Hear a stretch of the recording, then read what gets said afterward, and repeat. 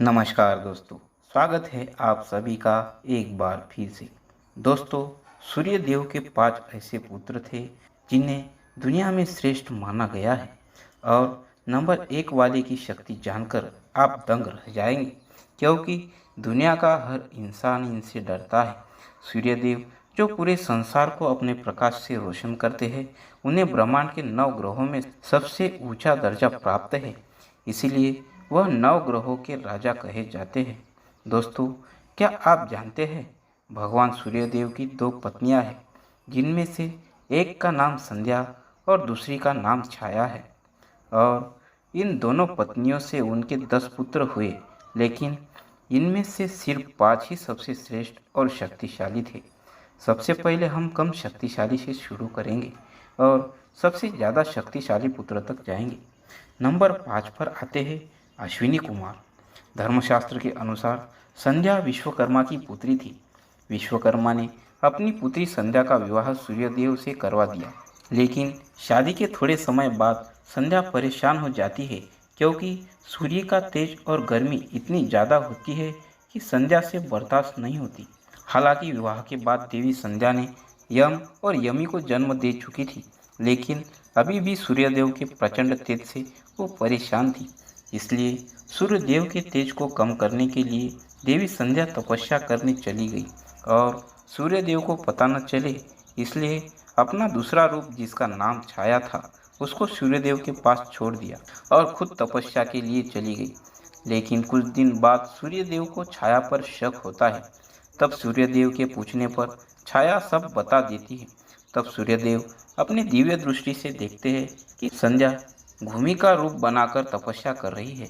लेकिन जब सूर्यदेव को पता चलता है कि उनके तेज की वजह से संध्या तपस्या करने गई है, तब उनको बुरा लगता है और ये विश्वकर्मा के पास अपना तेज कम करवाने के लिए जाते हैं और विश्वकर्मा उनका तेज कम कर देते हैं।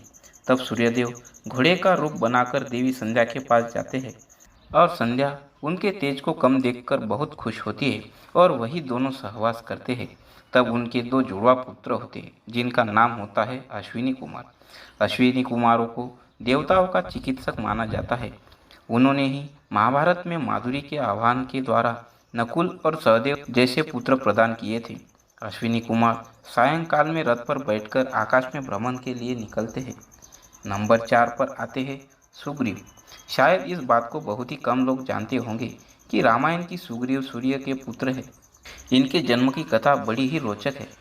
पुराण के मुताबिक जामवंत जी ऋषिकुल सत्य के छोटे भाई थे।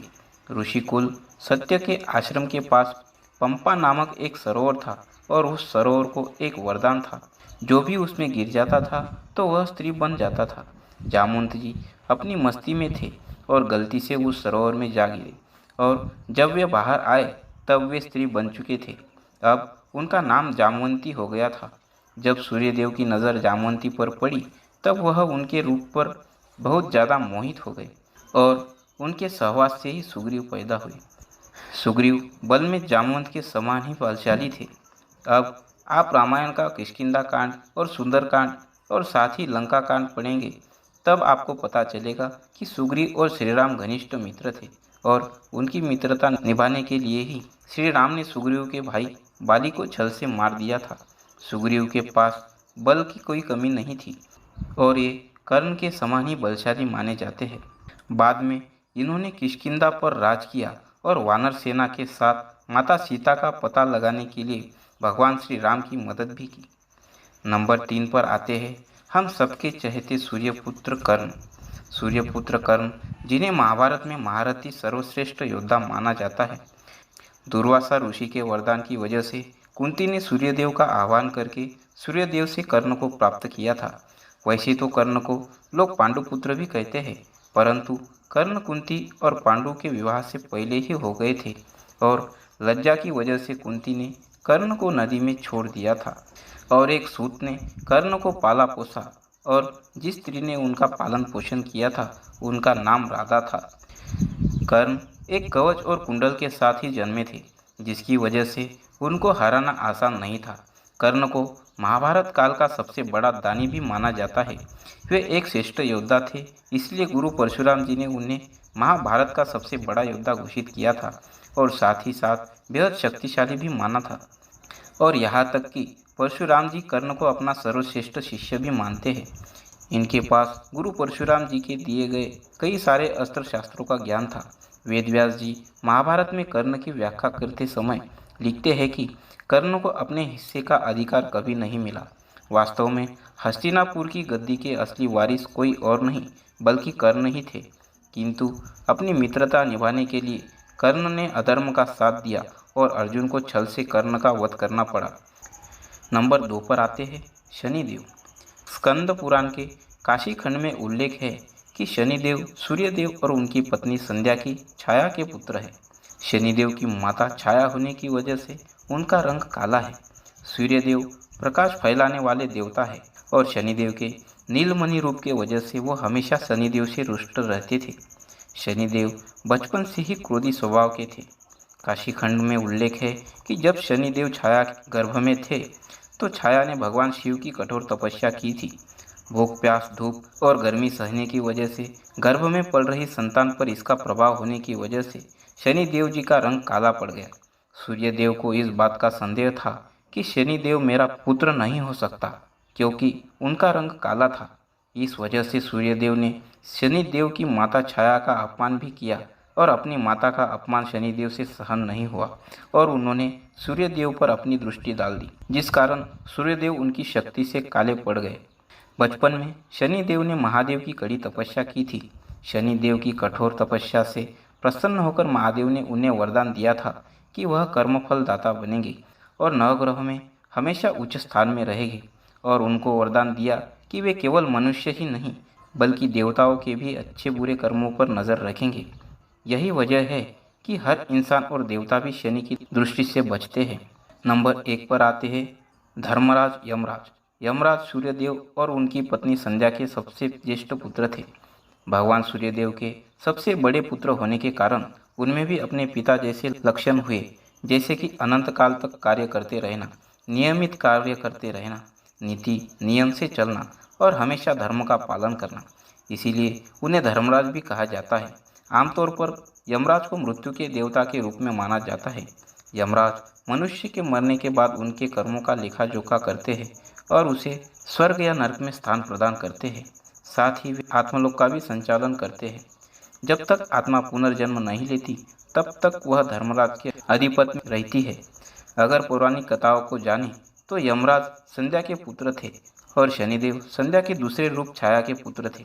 दोनों की माताएं भले ही अलग हो लेकिन पिता एक होने के कारण दोनों ही अपने पिता की तरह बहुत ही शक्तिशाली थे। एक दिन दोनों में अपनी माताओं के सम्मान को लेकर बड़ा ही भयंकर युद्ध हुआ जो बहुत महीने तक चला।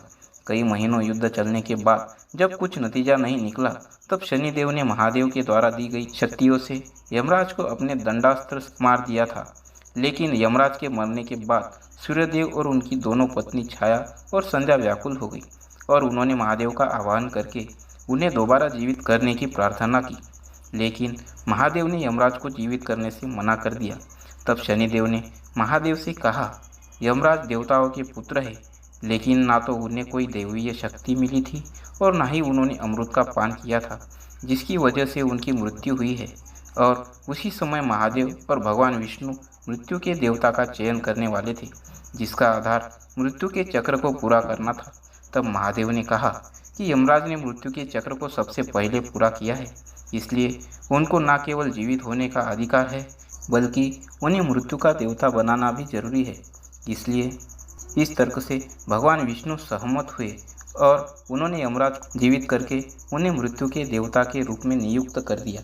इस तरह से यमराज को यमलोक मिला और वे यमलोक के राजा बन गए। वही महाभारत काल में पांडवों के ज्येष्ठ भ्राता युधिष्ठिर का जन्म भी यमराज के अंश से हुआ था।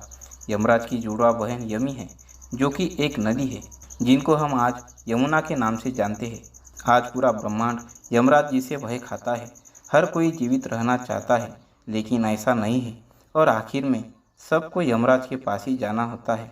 मान्यता के अनुसार यमराज ने भगवान शिव की 10,000 वर्षों तक घोर तपस्या की थी, जिससे प्रसन्न होकर भगवान शिव ने अनंत काल तक यमराज जी को यमलोक का अधिपति बनाया है और मनुष्य की मृत्यु के बाद कर्म का न्याय करने का अधिकार धर्मराज यानी यमराज को दिया है। संसार में कोई भी ऐसा जीव नहीं है जो कि यमराज के यमपाश से बच सके। तो इसी वजह से हम मानते हैं कि सूर्यदेव के सब संतानों में यमराज ही सबसे शक्तिशाली संतान है। आपके विचार हमसे अलग हो सकते हैं, इसलिए आप किसको शक्तिशाली मानते हैं कमेंट करके ज़रूर बताएं। और अगर आपने अब तक हमारा चैनल सब्सक्राइब नहीं किया है तो चैनल को सब्सक्राइब जरूर करें और वीडियो को ज़रूर लाइक करें। हम मिलते हैं ऐसी ही जानकारी के साथ अगले वीडियो में। तब तक के लिए धन्यवाद।